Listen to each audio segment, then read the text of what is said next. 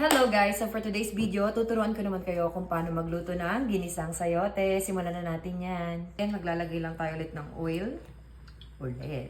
Ngayon pa lang ako maglalagay ng oil. So manok ang aking gagamiting panggisa kasi wala tayong baboy. So itong manok na to is kakaunti lang dahil ito lang yung meron ako dito sa rep. So hinugasan ko na to So unahin ko muna yan. Pwede kayong gumamit ng baboy kung gusto nyo Pero sa akin, dahil ito lang yung meron ako sa ref, ito lang meron dito sa bahay, ito lang aking gagamitin. So yan, pa-brown lang natin tong ating chicken. Buyas. Add ko na rin ang ating bawang. So yan. Pag magisa-gisa nyo na yan, pwede nyo na yan timplahan ng, so titimplahan ko lang yan ng konting asin. So Himalayan salt ang aking gamit. So konting asin lang ang aking ilalagay. Pwede na ko ng, syempre, black pepper. Bigyan ko ng konting tubig para lumambot yung ating manok.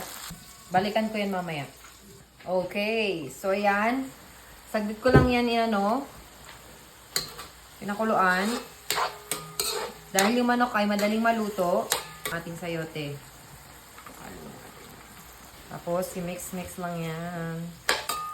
And then, babalikan natin ulit ito mamaya.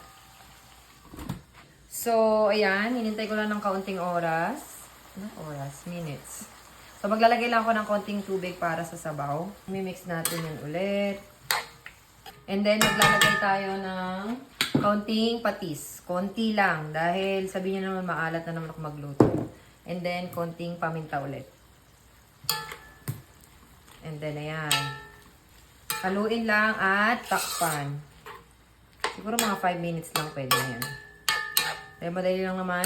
Huwag natin i-overcook ang ating gulay. Mas masarap sana to guys kung meron pa. Kung merong atay, masarap din yon. Kung gusto nyo rin lagyan ng shrimp, pwede din yan. Kaso, manok lang yung meron ako dito sa bahay. Kaya, yan lang niluto ko. Pero kung gusto nyo gawing espesyal, nasa sa inyo na yan. Version ko ito ng aking gulay na sayote. Okay? Magkakaiba naman tayong lahat. So, yan, takpan lang natin to at balikan natin to mamaya. Alright, check na natin kung malambot na ba ang ating sayote. Ayan tamang-tama lang. Hindi po maalat at hindi rin matabang. So, saktong-sakto lang. Pwede na to.